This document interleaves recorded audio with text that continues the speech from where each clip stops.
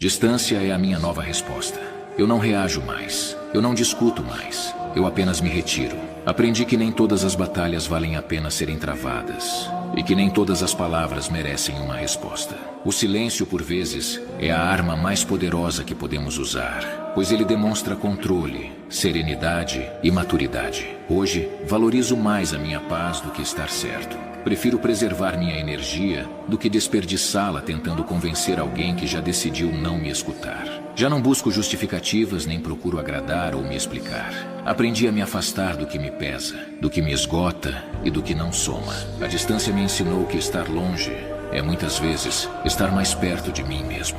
Cada passo que dou para trás me aproxima do que realmente importa. Minha tranquilidade e o meu bem-estar.